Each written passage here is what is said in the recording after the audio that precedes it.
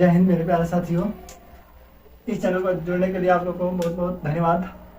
यदि आप इस चैनल पर नए हैं तो सबसे पहले आप इस चैनल को सब्सक्राइब कीजिए, लाइक कीजिए और शेयर करना ना भूलें। बिना टाइम वेस्ट करते हुए डायरेक्ट आते हैं टॉपिक में। टॉपिक क्या है? इससे पहले वाला वीडियो में हम लोग क्वेश्चन 1.1 को डील किए हुए थे काफ़ी बेटर ढंग से। 1.1 को डील किए थे। आज हम लोग पढ़ेंगे 1.2 एक्सरसाइज 1.2 के और क्वेश्चन को बनाएंगे। ठीक है, आप दिल थाम के इस वीडियो को बने रहेंगे। काफ़ी बेटर ढंग से ये चैप्टर को एंड करने वाले हैं। काफ़ी अप टू डाउन यानी जीरो से। यदि आपको मैथ में कुछ भी नहीं आता होगा, ठीक है, तो ये वीडियो आप लोगों के लिए बहुत यूजफुल है। देखिए, मैथ में होता है क्या है, एक लैंग्वेज होता है और दूसरा कैलकुलेशन होता है। तो लैंग्वेज का मतलब 25% रोल होता है और 75% कैलकुलेशन का रोल होता है। ठीक है, तो मेरा मेन फोकस कैलकुलेशन के ऊपर ही रहेगा। ठीक है, 25% तो आप सभी बना ही लेंगे, समझ ही जाएंगे, लेकिन बहुत सारे बच्चे कैलकुलेशन में फंस जाते हैं। ठीक है, तो कैलकुलेशन अपने भाषा में, अपने अंदाज में, एक नए अंदाज में हम लोग बनाने वाले हैं। ठीक है, यदि आपको कैलकुलेशन में कुछ भी नहीं आ रहा है तो आपके लिए वीडियो बहुत यूजफुल है। ठीक है, और इस चैनल पर विश्वास रखिए।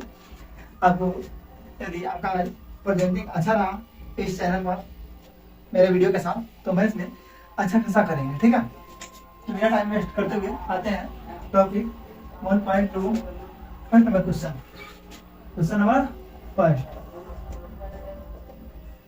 फर्स्ट यह है, निम्नलिखित संख्याओं को अभाज्य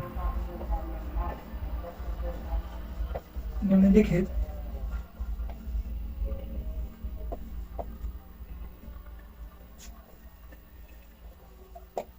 संख्याओं को अभाज्य गुणनखंडों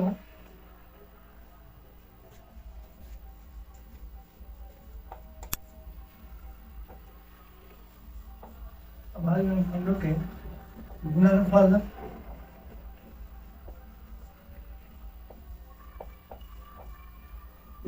के रूप में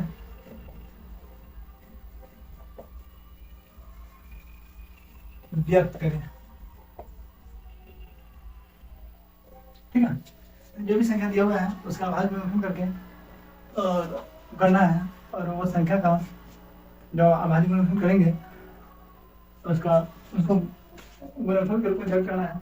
सबसे पहले इसका 1.2 के क्वेश्चन नंबर 1 का ये है 140।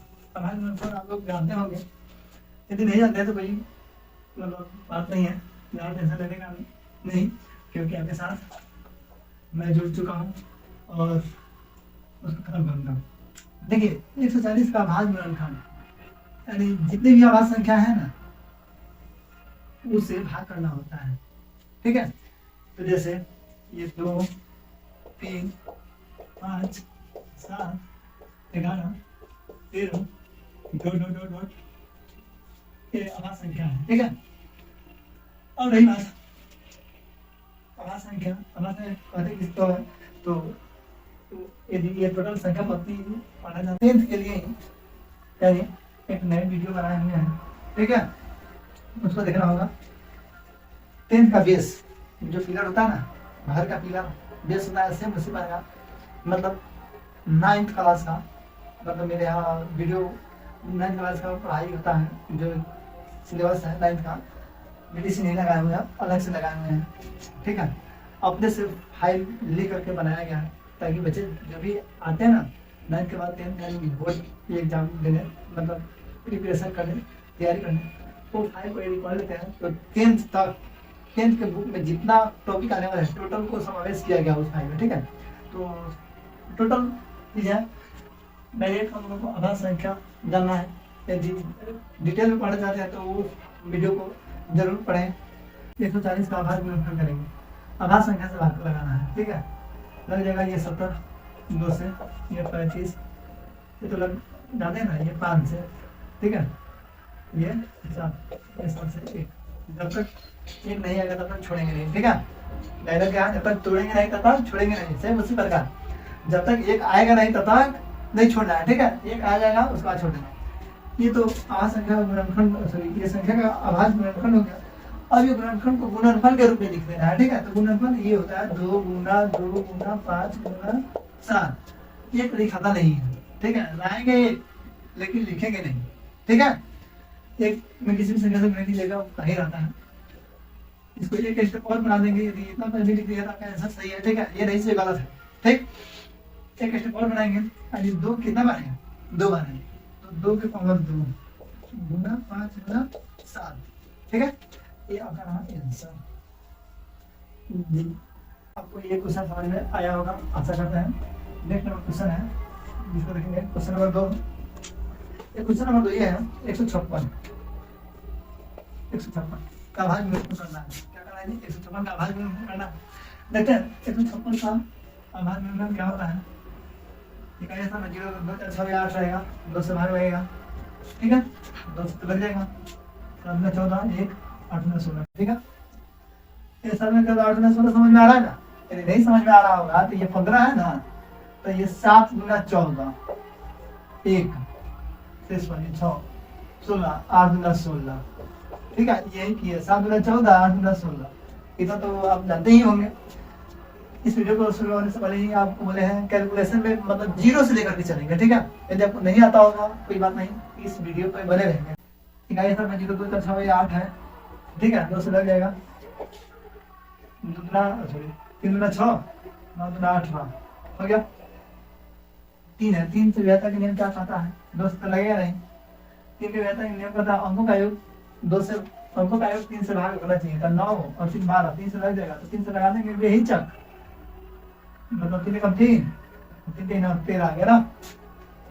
डायरेक्ट 13 से लगेगा, 13 कम 13। जब तक एक आएगा नहीं तब तक छोड़ेंगे नहीं, ठीक है। ये डायरेक्ट क्या बताएगा ना, डायरेक्ट क्या है, जब तक तोड़ेंगे नहीं तब तक छोड़ेंगे नहीं, ठीक है। यानी तोड़ करके एक लाना है, जब तक एक लाएंगे नहीं तब तक छोड़ेंगे नहीं।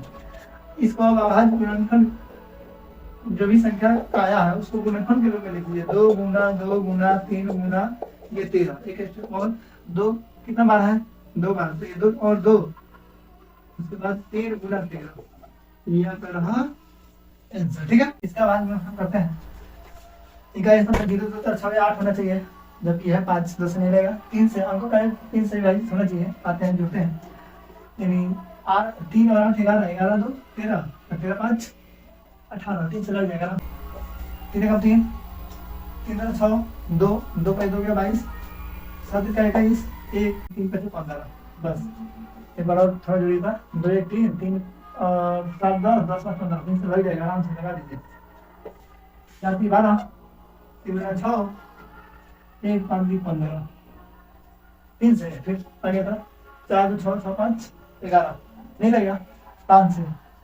ठीक है, इसमें 0 या 5 होना चाहिए, जो कि 5 है, लग जाएगा। 8 से 40 2 बचा, 2 5 25 और अब हो जाएगा 25 50 25 ना। फिर 5 से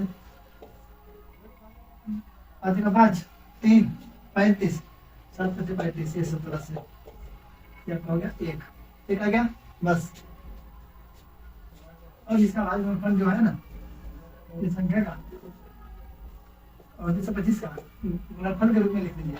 अरे 3 गुना 3 गुना 5 गुना 5 गुना 17, ठीक है। 3 कितना बार है, 2 बार है, तो 3 के पावर 2 हो जाएगा। गुना 5 कितना बार है, 2 बार है, 2 हो गया, ठीक है। और ये 17 एक मतलब बस ये रहा का आंसर। ये आशा करता हूँ आपको ये भी क्वेश्चन समझ में आया होगा और बनाया होंगे। देखिए इस चैप्टर में मतलब जो भी हम क्वेश्चन बनाएंगे हर एक क्वेश्चन को टच करेंगे, ठीक है। बहुत सारे बच्चे होते हैं यार समझ जाते हैं, लेकिन जैसे चलते हैं भूल जाते हैं। तो ये वीडियो को देख करके मतलब कहाँ भूल रहे हैं, कहाँ मिस्टेक कर रहे हैं, अब मतलब कमजोरी को दूर करेंगे। जी आपको 2 से लगने के लिए 0 2 4 6 8 है कितना, 5 नहीं रहेगा, 3 से 3 का नियम पता है, अंकों का योग 3 से विभाजित होना चाहिए। 5 5 10, 3 से भाग लगेगा नहीं, तो 5 से अंकों के साथ में 0 या 5 होना चाहिए, जो कि 5 है, अलग जाएगा आराम से। 5 का 5 0 0 का 0 0 5 का 5, ठीक है। उसके बाद 5 से मेरा 7 से देख लेते हैं। 7 कम 7 3 3 पे 30 गया और 0 गया 30 7 तो 28 2 2 पे गया किस लग जाएगा 7 काट आराम से। 7 कम 7 3 3 पे 0 30 7 का 28 2 2 पे 1 गया आया 7 3 का 21 बस। मेरा 7 से देखते 7 का 14 नहीं लगेगा 7 से नहीं लगेगा। उसके बाद 11 11 3 हाथ लग जाएगा आराम से 11 से 11 का 11 14 में से 11 गया तो 3 3 पर 3 33 11 3 33 यानी ये इतना आ गया। ठीक है, इसको हम क्या लिख सकते हैं, इस संख्या का भाज्य 5005 का मतलब 5 गुणे 7 गुणे 11 गुणे 13। ठीक है, ये आपका रह गया आंसर। ठीक है, आशा करता हूँ ये क्वेश्चन को भी आप लोग समझ गए होंगे कैलकुलेशन को। अब आते हैं इसका 5 नंबर 11 66 ये 74 में से 66 घटेगा तो आपका हो जाएगा ये 8 ये 2। ठीक है, 11 से 77 74 में से 65 घटेगा 14 से घटेगा तो 9 9 को 2 फिर इसमें निकाल ये 19 निकलेगा 17 से आएंगे 68 कितना जी 68 60 गया तो 6 को 2 गया 17 दिया 51 एक 17 से 119 बढ़ जाएगा आराम से 10 लगाना 17 से 17 का 68 बचे कितना 6 पर ये 62 हो गया ना तो 17 दिया 51 62 से 51 घटा 11 पर ये वाला 9 आया 19 आ गया। ठीक है, 119 17 से 119 होता है 19 9 38 कितना में 60 गया तो 5 19 में। ठीक है, लग जाएगा 19 9 38 38 या 5 ये 7 आ गया ना 19 या 57 बस। ये भी आवाज संख्या आ गया, अब घटेगा ही नहीं तो 23 से इस मतलब है क्यों एक लाना है, एक लाना जरूरी है इसलिए और तो लाना है इतना। ठीक है, इस संख्या का आवाज गुणनफल ये होगा, आवाज गुणनफल को गुणनफल के रूप में लिखेंगे 19 गुना 23 ये आंसर हुआ। ठीक है, आशा करते हैं ये भी क्वेश्चन आपको काफी अच्छे ढंग से समझ में आया होगा और इस तरह आप इस वीडियो में बने रहेंगे और क्लास का मजा लेंगे एक नए अंदाज में। ठीक है, जो भी 5 क्वेश्चन हम लोग बनाए हैं उससे आप आकलन कर ही लिए होंगे कि आप लोग के लिए वीडियो कितना नेसेसरी है। यदि आप मैथ में कुछ भी नहीं जान रहे हैं 0 से हैं तो ठीक है, यदि आपको ये वीडियो अच्छा लग रहा है तो अपने दोस्तों तक शेयर कीजिए ताकि सरकारी मनोबल बढ़े और इसी अंदाज में सर आपको पढ़ाएं। ठीक है, तो चलिए मेरे प्यारे भाइयों क्वेश्चन नंबर 2 को देखते हैं। क्वेश्चन नंबर 2 क्या कह रहा है, निम्नलिखित संख्याओं का निम्नलिखित युग्मों पूर्णांकों के निम्नलिखित युग्मों को कि एचसीएफ और एलसीएम ज्ञात कीजिए। ऐसे काम चलेगा नहीं है, जब तक यहाँ लिखेंगे नहीं तब तक काम चलेगा नहीं। जो भी लिखने वाला क्वेश्चन होगा लिख देंगे। ठीक है, और जो नहीं लिखने वाला होगा भाषा लैंग्वेज ज्यादा होगा ऐसे ही बनाने का आप लोग समझ जाएंगे। ठीक है, अब इतना भी मतलब ये नहीं है जो नहीं समझेंगे। अभी लिखिए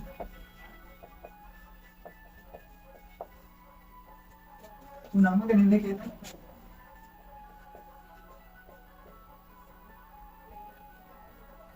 युग्मों के एचसीएफ और एलसीएम ज्ञात करें तथा इसकी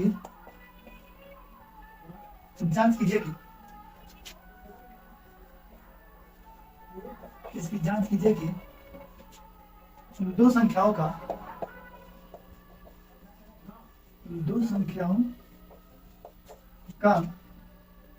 गुणनफल बराबर एचसीएफ गुना एलसीएम होता है। ठीक है।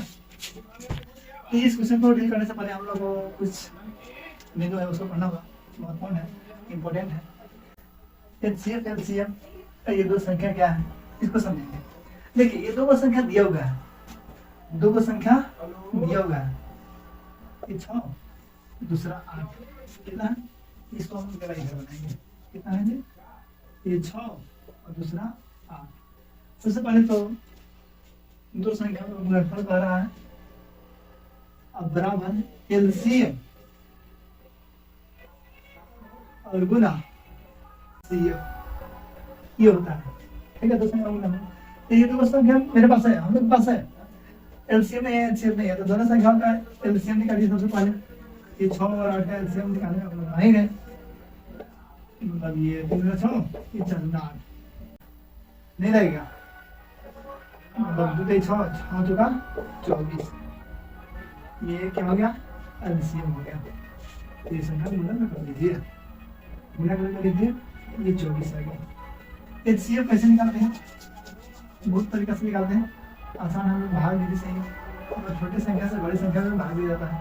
6 को 6 कितना 2, इसको यहाँ रख देते हैं, 3 गुना ये 6 भागा में ये वाला आंसर होता है, जबकि एलसीएम में एचसीएफ में ये वाला एचसीएफ बराबर ये हम लोग का 2 आ गया। ठीक है।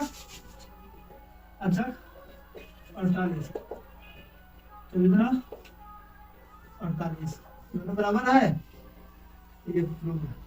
ठीक है, यही हम लोग को करके दिखाना है, ये क्या करके दिखाना है। ठीक है, तो सबसे पहले एलसीएम का फॉर्मूला जानेंगे, एचसीएफ का फॉर्मूला जानेंगे। ये दो संख्या होता है, जो मेन फॉर्मूला इसका ये होता है, दो संख्या, मेन फॉर्मूला इसका ये होता है, पहली संख्या गुणे दूसरी संख्या बराबर एलसीएम गुना एचसीएफ। ठीक है, ये आपका मेन फॉर्मूला हुआ। कहीं कहीं आपको क्वेश्चन फंसाने के लिए दे देगा, ये दो संख्याओं का गुणनफल, जो इसमें पूछा है दो संख्याओं का गुणनफल। ठीक है, इसको ये भी लिख सकते हैं, दो संख्याओं, ठीक है, संख्याओं का गुणनफल बराबर एलसीएम गुना एचसीएफ। ठीक है, अब ये भी पढ़ लीजिएगा, कहीं कहीं देगा तो मतलब बता दीजिएगा। और देखिए अब आपसे पूछेगा, एक संख्या दे देगा, ठीक है, एलसीएम एचसीएफ दे देगा, दूसरी संख्या पूछ लेगा, दूसरी संख्या दे देगा, इसको छिपा देगा, ये तीनों को दे देगा, तो कैसे होगा। यानी पहली संख्या, यदि आपसे पूछता है पहली संख्या ज्ञात कीजिए, ज्ञात संख्या ज्ञात कीजिए ना, इसे फॉर्मूला क्या होता है, एलसीएम गुणे एचसीएफ, एलसीएम गुणे एचसीएफ। ये पहली संख्या के साथ दूसरी संख्या गुना में, इसका एक्सप्रेशन गुना में, जैसे बराबर के इधर आएगा बॉर्डर क्रॉस करेगा, आ जाएगा ये बट्टा में दूसरी संख्या।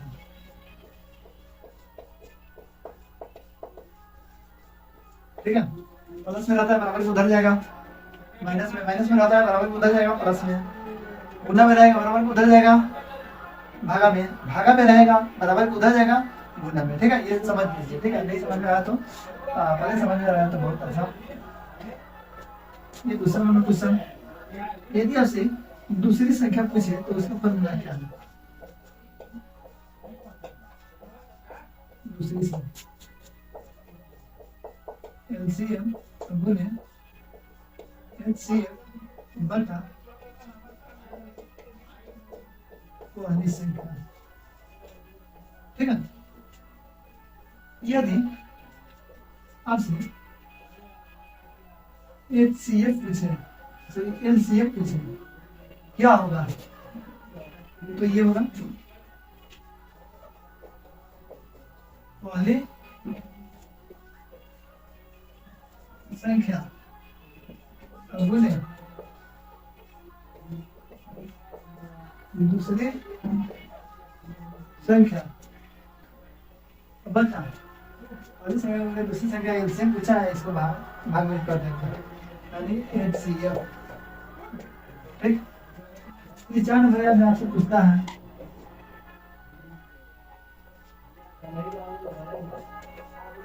एचसीएफ बराबर ये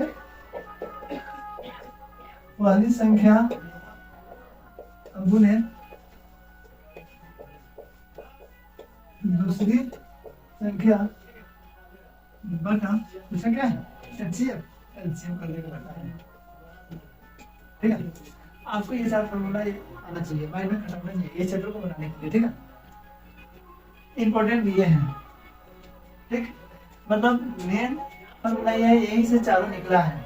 ठीक है, तो इतना हो जाएगा, मतलब इधर गुना में रहेगा, भागा में चला जाएगा, भागा में रहेगा, गुना में हो जाएगा, प्लस में रहेगा, मतलब माइनस में रहेगा, प्लस में। ठीक है, तो इसको नोट डाउन कर लेंगे। अब हम लोग आते हैं क्वेश्चन को बनाते हैं। ठीक है, इसी में बनने वाला है टोटल।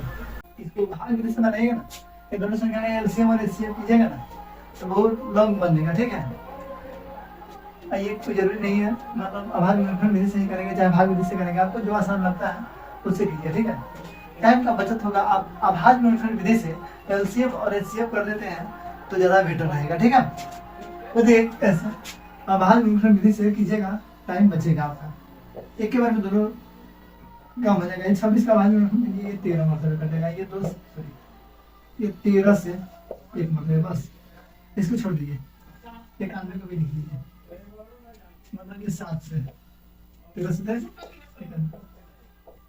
बस हो गया। इसको अभाज्य गुणनखंड के गुणनफल के रूप में लिख लीजिए। इसके अभाज्य गुणनखंड को ये 2 गुना 13 यहाँ 1 लिख लेते हैं। ठीक है, फर्स्ट में क्वेश्चन है 1 लिखना जरूरी है, आगे छोड़ देंगे। ठीक है, 1 लिखाना नहीं है लेकिन इसमें लिखेंगे। ये बोलिए 7 गुने 13 गुने 1। एचसीएफ याद करने के लिए क्या होता है, हालांकि जैसे आपको हम बता दें ना, सेम ऐसा ही क्वेश्चन आपको 3 नंबर में पढ़ने को मिलेगा। ठीक है, तो इसे मतलब अच्छा हम लोग 2 नंबर में पढ़ लेंगे, अभाज्य गुणनखंड विधि वाला एक के बार में एलसीएम और एचसीएफ निकालना सीख जाएंगे। देखिए, एचसीएफ निकालने के लिए इसमें क्या करना होता है, जो कॉमन फैक्टर होता है, जो संख्या दोनों में होता है उसको निकाल लेते हैं। तो आपको ये 13 यहाँ भी दिख रहा है और 13 यहाँ भी दिख रहा है, इसमें 2 है लेकिन 7 है, इसमें 7 है 2 है, मिला नहीं, ये 13 मिला तो ये 13 आ गया। इसके बाद बोला एक इसमें भी है एक इसमें भी है।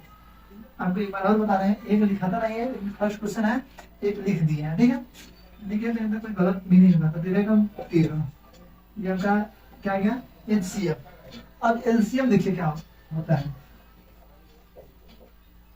एलसीएम कौन कौन सा फैक्टर से आया आपका, ये वाला एचसीएफ कौन कौन से फैक्टर से आया है उसको अब टच करना नहीं है, जो कि इससे और इससे आया है ना। अब जो बाकी रह गया दोनों में उसको बारी बारी से लिख दीजिए। इसमें क्या बाकी रह गया, 2 बारी बाकी रह गया, इसमें क्या बाकी रह गया, 7 बाकी रह गया, गुना कर दीजिए, ये आपका आ जाएगा एलसीएम। ये 42 के 2 हम कहे 14 कम 14 सॉरी 4 14 कम 14 14 18 182 एलसीएम। यदि आपको बिलीव नहीं है तो मैं यहाँ करके बता देता हूँ। 26 13 से लगाते हैं, 13 गुना 26 13 से लगाते हैं, 7 गुना 14 और 14 गुना 13 कीजिएगा 182 आएगा। ठीक है, तो अब आप समझ गए होंगे अभाज्य गुणनखंड विधि से एलसीएम और एचसीएफ एक बार में ही कैसे आ जाता है। ठीक, अब इसका सत्यापन करेंगे। क्या करेंगे जी, सत्यापन। क्या कहा है जी, 2 संख्याओं का गुणनखंड सॉरी गुणनफल, 2 संख्याओं का गुणनफल बराबर एलसीएम गुना एचसीएफ। ये दोनों अलग अलग लिख सकते हैं, इसमें ये एचसीएफ पहले है लेकिन इसमें लास्ट एलसीएम को लास्ट में लिखते हैं और पहले लिखते हैं, इसलिए आप कंफ्यूज नहीं होइएगा। ठीक है, चलिए ये 2 संख्याओं का गुणनफल, हम लोग का 2 संख्या कितना है, ये 26 है और 91 है। ठीक है। इसे 26 गुना 91, एलसीएम कितना है आपका 182 गुना एलसीएम क्या है 13, यानी आप ये 91 गुना 26 कीजिएगा, 6 होगा, 9 6 होगा, 2 2 56 के 6 आ गया आपको 5 36 गुना 54, एलसीएम कितना है 3024 गुना 6, ठीक है। इसे गुना किया है 18,144 गुना किया 18,144, इस तरह से हम लोग का ये प्रूफ हो गया, कोई बात नहीं करनी है। फिर 12 का भाग में कीजिए, ये 2 से 6, 2 से 3, ये 3 से 1, 15 कीजिए, ये 2 से 3 से 5, 5 से 1 होना जरूरी है, ठीक है। जब तक छोड़ेंगे नहीं तब तक छोड़ेंगे नहीं, डायलॉग को बोलिएगा, बात याद करके रखिएगा। ये 3 से 7, 7 से 1 बस हो गया। तो अब इसका गुणनखंड लिख दीजिए, जो भी आया है एक लिखना जरूरी नहीं है, ठीक है, अभी लिखेंगे भी नहीं। 3 गुना 5 21 हो, 3 गुना 7, ठीक है, कोई दिक्कत नहीं। अब इसमें आपको जो भी कॉमन दिखता है उसको छाट लेंगे, ठीक है। एलसीएम क्या करेंगे, 2 है बट 2 इसमें नहीं है, 3 है और तो भाग से 3 इसमें गिर गया ना, एलसीएम क्या हो गया 3, और बाकी का जो नहीं मिला है उसको एलसीएम के साथ डाल के रख देते हैं। ये वाला ठीक तो रहेगा, क्योंकि अभी इसमें 2 मिला है नहीं, तो ये 2 को लिखिए, ये 2 को लिखिए, इसमें 5 नहीं है, उसके बाद इसमें 7 नहीं है, ठीक है। 3 6 17 12 12 60 18 ठीक है। क्या काम एलसीएम और एचसीएफ ज्ञात हो गया। सेकंड नंबर क्वेश्चन देखिए क्या है, सेकंड नंबर क्वेश्चन है 17 23 29, 17 23 और 29, और करना कहा है 1 ये 23 1 29 1 बस, ये 17 को 17 गुना 1 इसमें नहीं लिखा है, पर इसमें लिखा है क्यों, क्योंकि इसमें 1 ही मिलेगा, एक नहीं लिखेगा तो गड़बड़ हो जाएगा, ठीक है। 29 जो भी आवाज संख्या रहेंगे ना तो उसका फैक्टर में 1 लिखना जरूरी है, क्यों एचसीएफ के लिए। एचसीएफ कौन होगा जी, जो सभी में हो, ठीक है, संख्या तीनों में है 1, इसलिए एचसीएफ 1 हो गया, और एलसीएम बनाएंगे ये कितना आ जाएगा, आवाज संख्या होगा तो सबको गुना ही कर दीजिए। अब क्या सिखाना है, जो एचसीएफ है उसको, उसके बाद जो भी बाकी रह गया उसको, देख सकते हो बाकी रह गया क्या नाम 29 है, गुना कीजिएगा तो ये देखिए, ये एचसीएफ ये 2 संख्याओं का दिया हुआ है 9 है, और 2 संख्या भी दिया हुआ है। आपसे क्या पूछ रहा है, मतलब एलसीएम ये दोनों संख्याओं का क्या होगा, ये दोनों जरा देख लीजिए, ठीक है। 306 667 306 667 ऑलरेडी पहले दिया हुआ है, आपको एलसीएम ज्ञात करना है, इसके लिए फॉर्मूला भी हम आपको बताएंगे, डायरेक्ट फॉर्मूला पर रख देंगे। एलसीएम बराबर क्या होगा जी, पहली संख्या गुणे दूसरी संख्या बटा एचसीएफ। पहली संख्या कितना है 306 गुना दूसरी संख्या कितना है 667, एचसीएफ क्या है 9 है, ये कट जाएगा 9 का 27 3 ये 6 36 9 का 36, ये गुना कर दीजिए आप, आपका आंसर क्या पूछा एलसीएम, एलसीएम कितना है 22,668। तो ये आशा करते हैं होंगे ये क्वेश्चन भी आपको समझ में आ गया होगा काफी बढ़िया ढंग से। हल लिखेंगे, ठीक है, जांच कीजिए कि क्या प्राकृतिक संख्या इतना के लिए, तो माना कि प्राकृतिक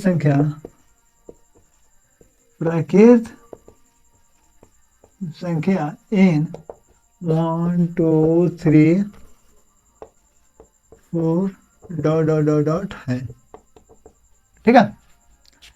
जब ये संख्या ये है प्राकृतिक संख्या n बराबर ना 1, ठीक है। ये देखिए 6 का पावर n है, यानी n की जगह पर 1 लिखा जाएगा, यानी 6, इसका मान क्या हो जाएगा, 1 हो जाएगा। ठीक है, n बराबर ये 2, 6 की पावर n, 6 की पावर 2 बराबर, यानी 6 गुना 6 बराबर ये 36। ठीक है, n बराबर 3, यानी 6 की पावर n की जगह पर 3 लिखा जाएगा, यानी 6 गुना 6 बराबर 6 छक 36 छक 216। ठीक है, अब n बराबर 4 ले लेते हैं, 6 की पावर n, यानी 6 की पावर ये 4 बार, यानी 6 गुना 6। देखिए इस तरह कैलकुलेशन कीजिएगा ना तो थोड़ा सा हार्ड हो जाएगा। 6 गुना 6 36, 6 गुना 6 36, ये 36। ठीक है, 2 अंक गुना कर लीजिए, अब कीजिएगा 1296 आएगा। ठीक है, तो ये 1296। काफ़ी जीरो से लेके चलेंगे कैलकुलेशन के मामले में। यदि आपको कुछ भी नहीं आ रहा है, ये क्लास आपके लिए बहुत इम्पोर्टेंट है। ठीक है, भले मतलब टाइम 1 मिनट की जगह पर 3 मिनट लगेगा। ठीक है, लेकिन काफ़ी बारीकी से समझेंगे, अच्छे ढंग से समझेंगे। ठीक है, आप लोग शांति बना करके, ठीक है, दिल को थाम करके बैठे रहेंगे।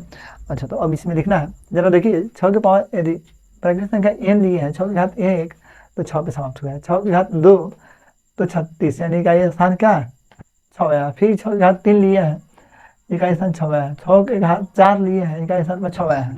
कहीं भी मतलब 5 6 7 8 9 10 अनंत तक लेते चलिएगा, कहीं भी इसका 6 के घात अन्य संख्या के लिए 0 पर समाप्त नहीं होगा। तो यहाँ लिख देंगे। ठीक है, यहाँ दर्शाया गया कि किसी धनात्मक धनात्मक कहाँ होगा, किसी प्राकृत संख्या n के लिए 6 के घात n अंक 0 पर समाप्त नहीं होगा। ठीक है,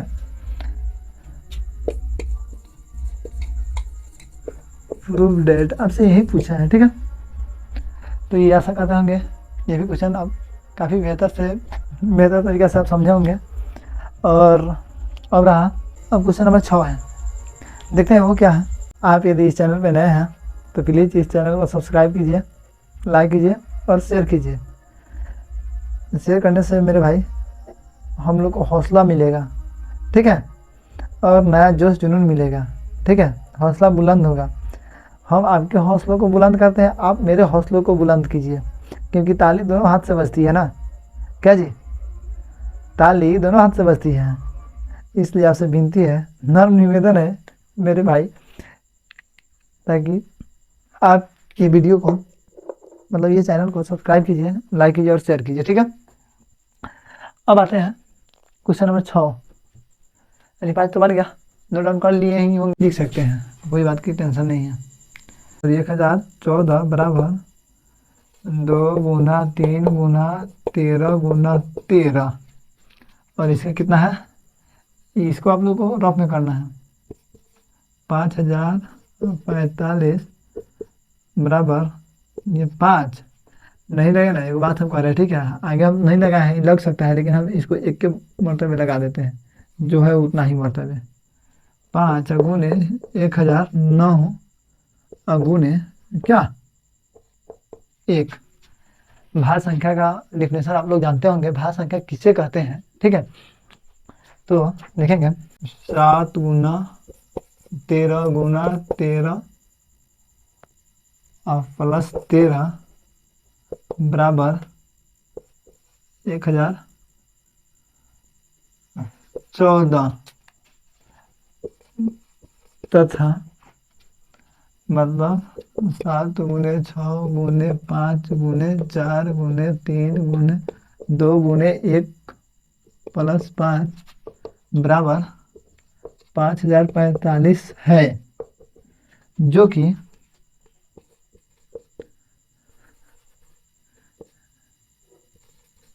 जिस में कितना है, इन दोनों संख्याओं में, इन दोनों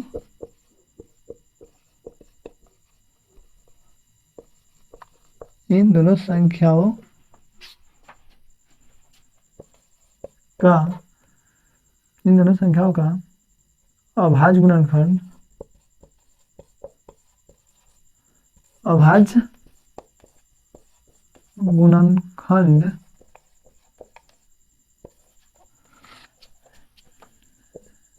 एक एवं इन दोनों संख्याओं में ना, ठीक है, इन दोनों संख्याओं का अभाज्य गुणनखंड एक एवं स्वयं, एक एवं स्वयं के अलावे अन्य संख्या भी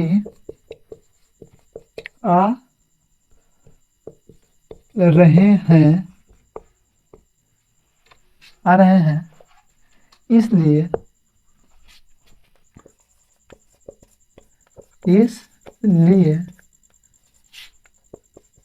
ये संख्याएं, इसलिए ये भाज्य संख्या है।